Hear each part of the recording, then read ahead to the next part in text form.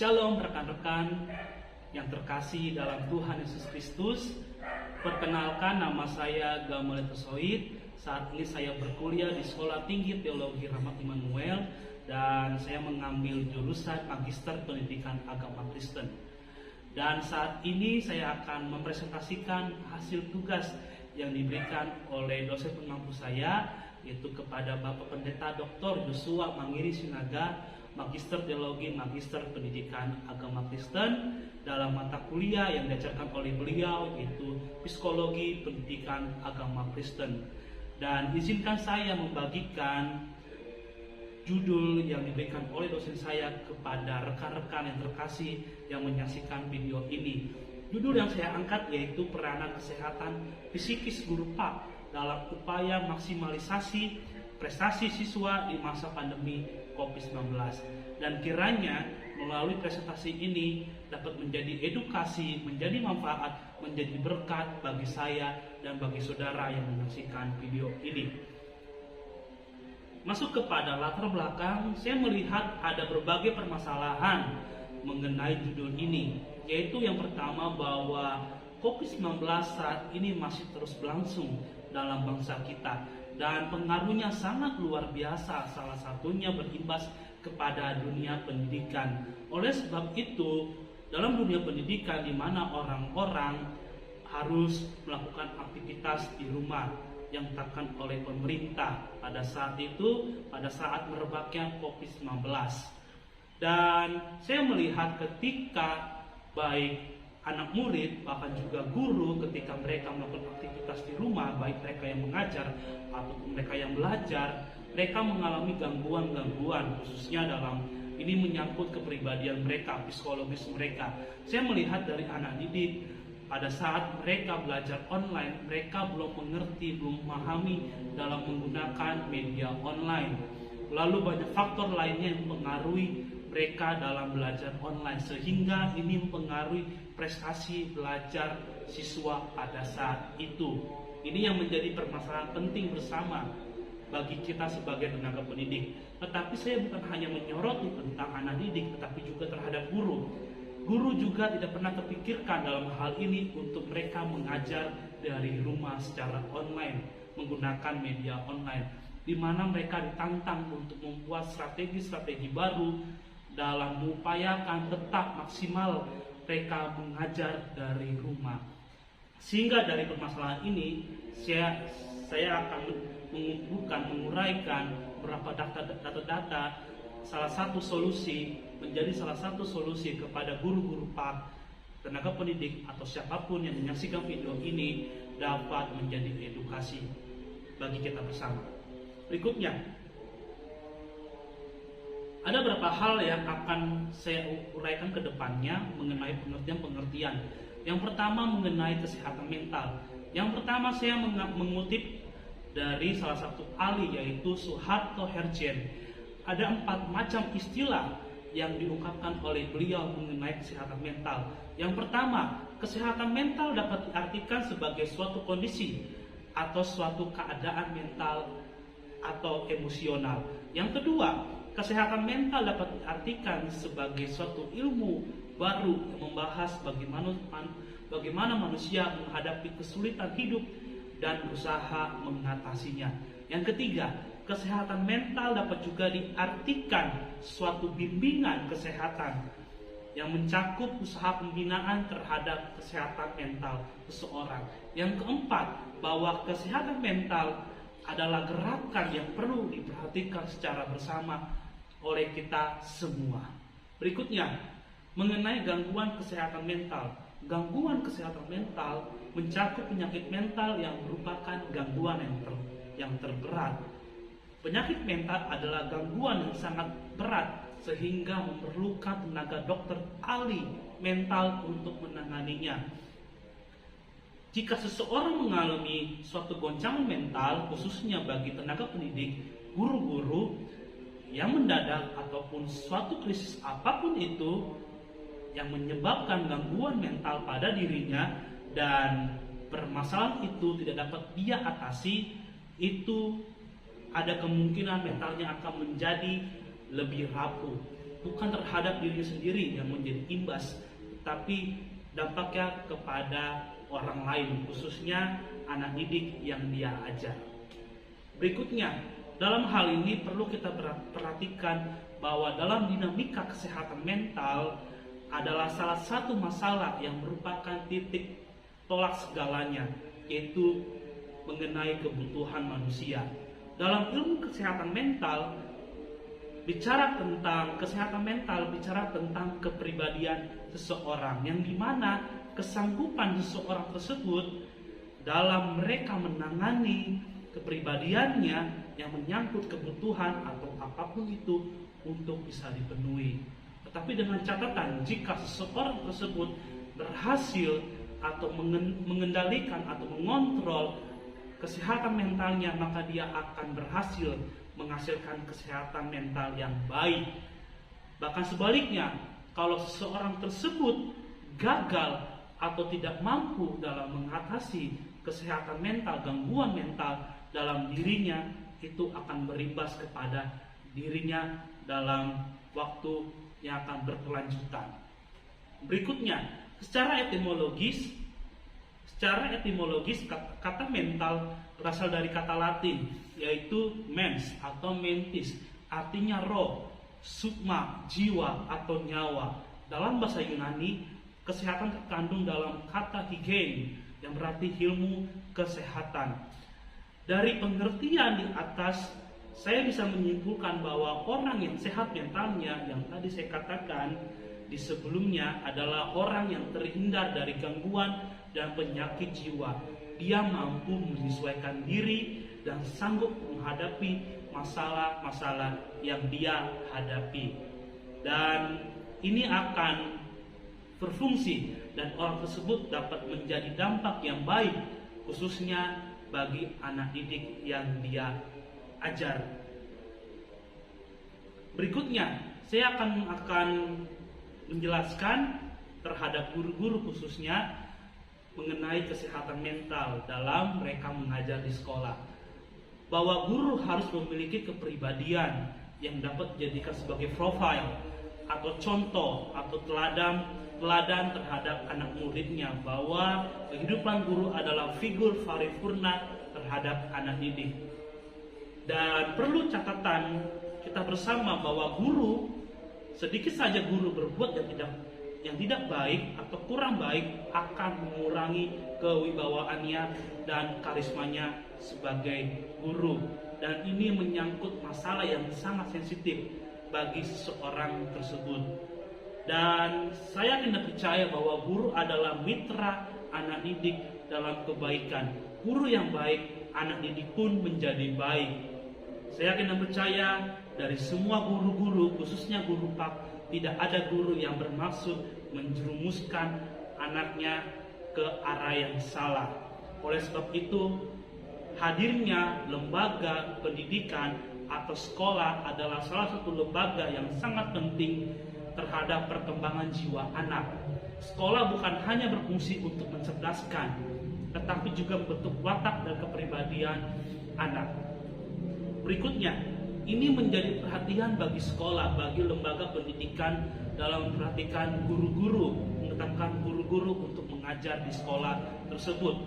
Ada beberapa hal yang perlu diperhatikan, bahwa pertama, kesehatan mental harus menjadi pokok utama, menjadi faktor persyaratan menjadi guru. Yang kedua, menghilangkan hal-hal yang dapat mengganggu kesehatan jiwa guru. Misalkan, gaji guru yang tidak cukup. Ini menjadi pembenahan bagi sekolah terhadap guru-guru tersebut. Lalu tugas pekerjaan yang terlalu banyak, ini juga perlu perhatian bersama, baik bagi sekolah maupun juga guru pada saat itu.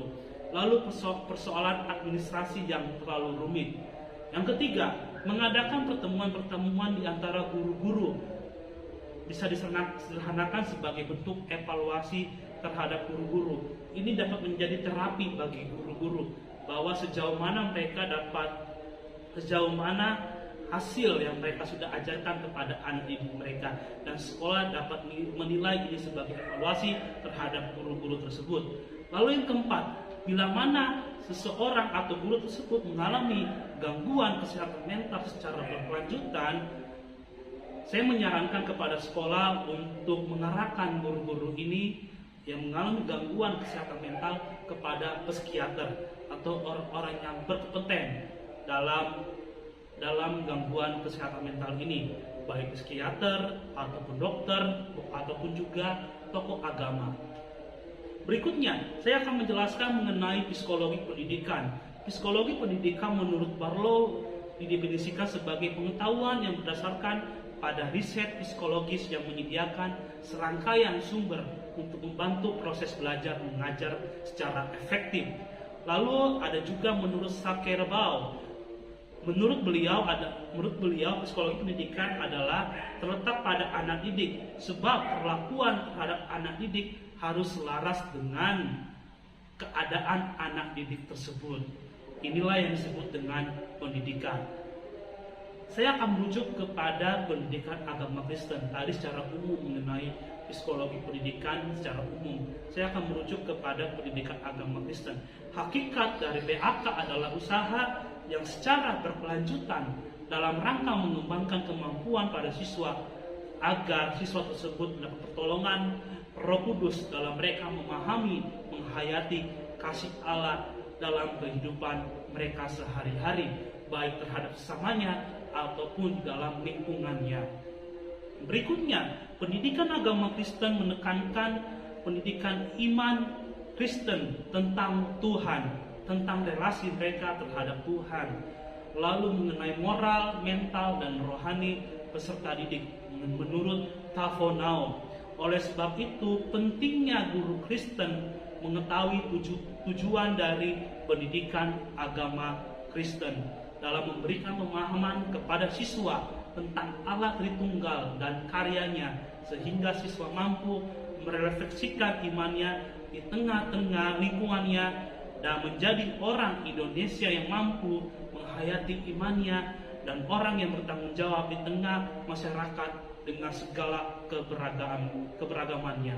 Oleh sebab itu, garis besar yang menjadi inti dari psikologi pendidikan agama Kristen adalah menanamkan rasa cinta anak didik tersebut kepada Tuhan sejak dari usia dini, sehingga siswa akan menerapkan nilai-nilai kekristenan dalam hidupnya, baik sebagai pribadi maupun di tengah masyarakat ataupun di lingkungannya.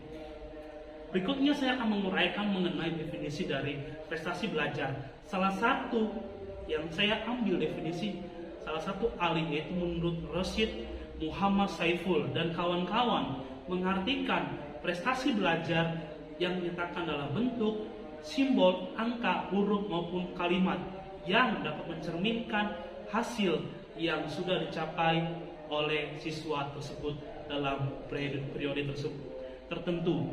Dapat menyatakan bahwa prestasi belajar merupakan hasil dari suatu kegiatan pembelajaran yang disertai perubahan dicapai siswa. Oleh sebab itu, prestasi belajar dapat disimpulkan adalah hasil atau perubahan pembelajaran yang dicapai oleh siswa tersebut. Berikutnya ada aspek-aspek prestasi belajar.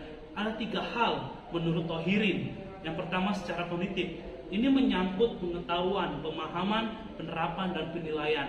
Secara afektif yang kedua, yaitu berkaitan dengan sikap dan nilai, lalu mencakup berlaku atau watak anak didik tersebut. Yang ketiga, psikomotorik, berkaitan dengan keterampilan atau bakat terhadap anak didik tersebut.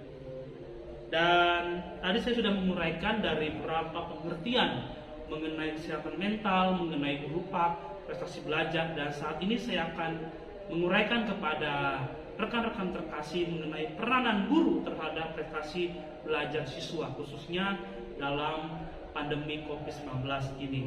Peran guru sangat penting dalam dunia pendidikan karena peserta didik sangat membutuhkan peran dari seorang guru dalam proses perkembangan diri dan mengoptimalkan bakat dan kemampuan anak didik tersebut.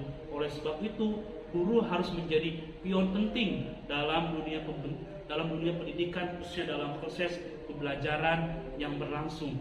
Guru harus bisa menciptakan suasana belajar yang kondusif dan mampu menjadi fasilitator, mediator, dan evaluator dalam proses pembelajaran. sehingga dalam proses pembelajaran baik khususnya online, guru dapat menerapkan ini secara dinamis dan tidak kaku. Berikutnya, ada beberapa metode pembelajaran atau strategi belajar yang perlu ini bisa menjadi salah satu solusi bagi guru-guru tenaga pendidik, khususnya guru-guru PAK. Berikutnya, saya akan menguraikan, Bapak Ibu Saudara, perlu kita perhatikan bersama. Yang pertama, metode bercerita. Kalau kita sebelumnya bisa melakukan hal ini secara online, secara tatap muka, ini bisa kita lakukan juga secara online. Dengan cara yaitu guru-guru dapat membuat dengan menggunakan menggunakan media online, bisa menggunakan merekam melalui handphone ataupun alat perekam lainnya. Lalu bisa juga kepada rekan-rekan guru PAK untuk bisa membuat pertanyaan-pertanyaan dalam metode bercerita yang guru-guru PAK lakukan.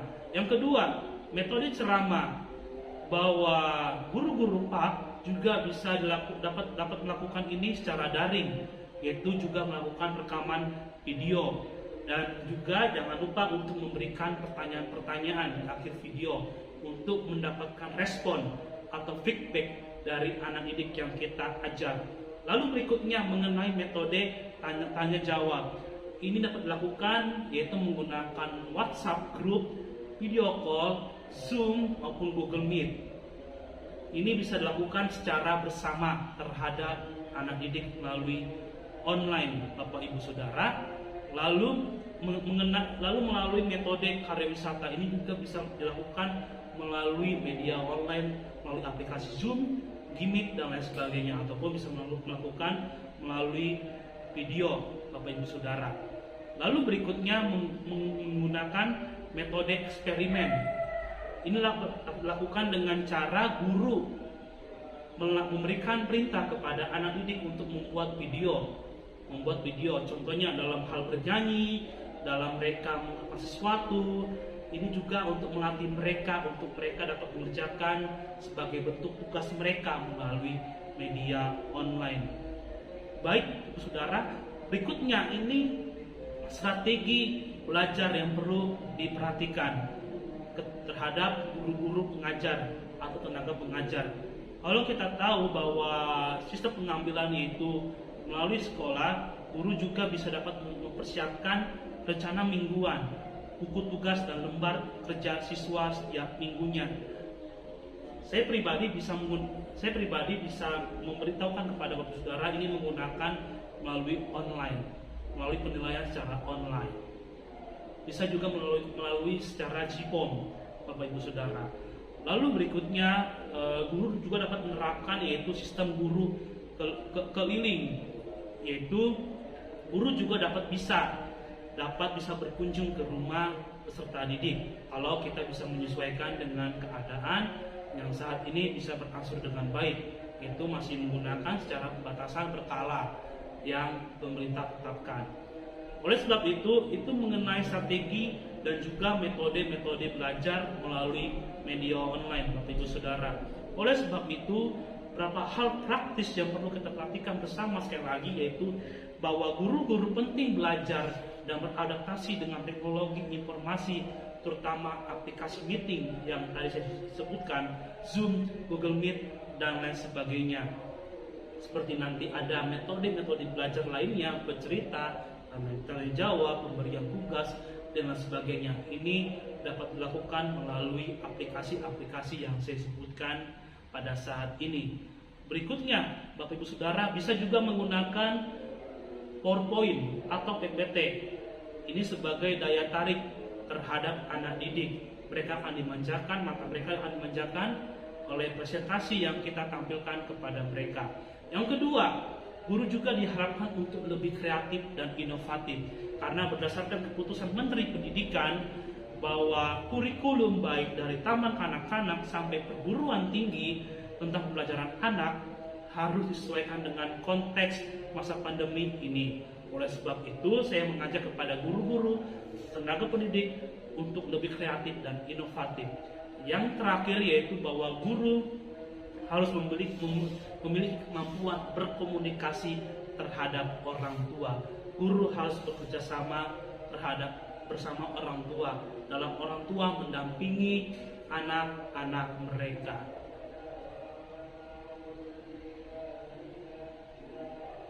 Oleh sebab itu, masuk kepada kesimpulan.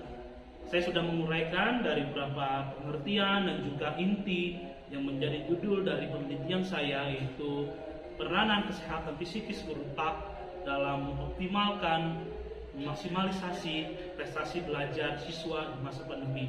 Oleh sebab itu, yang menjadi kesimpulan kita bersama yaitu bahwa seorang pendidik atau tenaga pengajar harus memperhatikan kesehatan mentalnya, karena guru pendidik harus menjadi contoh yang baik bagi anak didiknya. Ini juga perlu perhatian dari sekolah, dari lembaga pendidikan terhadap guru yang mereka tetapkan. Berikutnya, bahwa guru adalah bapak rohani bagi seorang anak didik yang memberikan santapan jiwa dengan ilmu pendidikan berakhlak dan membenarkannya. Profil guru yang ideal adalah sosok yang memberikan diri berdasarkan panggilan jiwa, panggilan hati nurani. Oleh sebab itu, kualitas pendidikan akan tercapai secara maksimal apabila adanya proses pembelajaran yang berkualitas yang dirancang untuk meningkatkan prestasi belajar peserta didik. Peran guru sangat penting dalam dunia pendidikan untuk meningkatkan kualitas pendidikan dalam sebuah lembaga pendidikan. Dalam hal ini khususnya guru TAK turut andil dalam memajukan pendidikan agama Kristen di Indonesia. Sekian presentasi yang saya dapat sampaikan kepada rekan-rekan terkasih yang menyaksikan video ini. Mohon maaf jika ada kekurangan di dalamnya, dan saya membutuhkan tanggapan-tanggapan ataupun diskusi-diskusi dari rekan-rekan terkasih untuk bisa menambahkan nanti melalui kolom komentar. Kiranya ini menjadi edukasi, menjadi manfaat, menjadi berkat bagi tenaga pendidik, bagi saudara, dan juga bagi saya. Terima kasih, sampai berjumpa di lain waktu. Tuhan Yesus memberkati. Shalom.